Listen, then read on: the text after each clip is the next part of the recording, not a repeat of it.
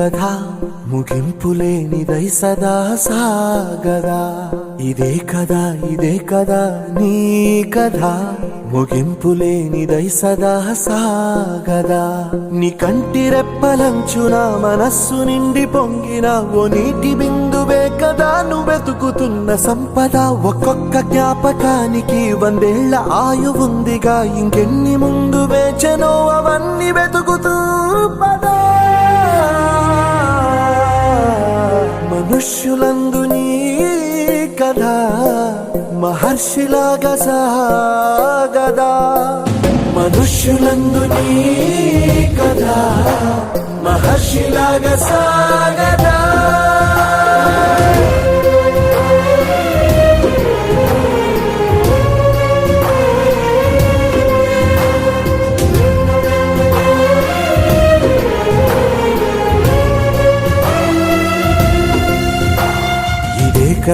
ఇదే కదా నీ కథ ముగింపులేనిదై సదా సాగదా.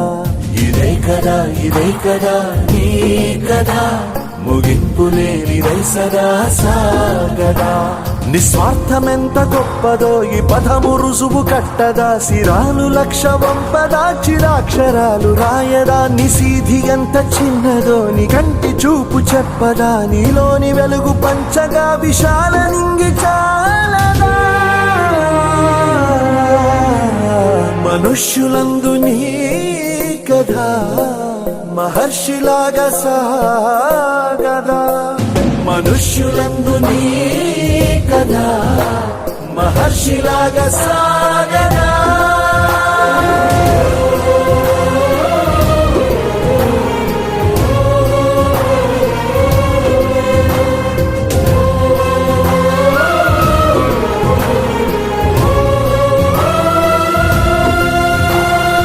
జల్లెడి పడితే ఒక్కడు కూడా నిలబడ్డా.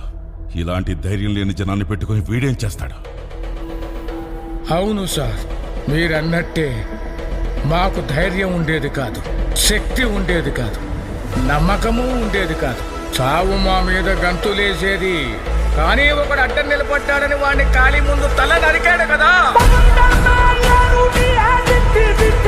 ఆ రోజు చాలా సంవత్సరాల తర్వాత చావు మీద మేము గంతులేసాం.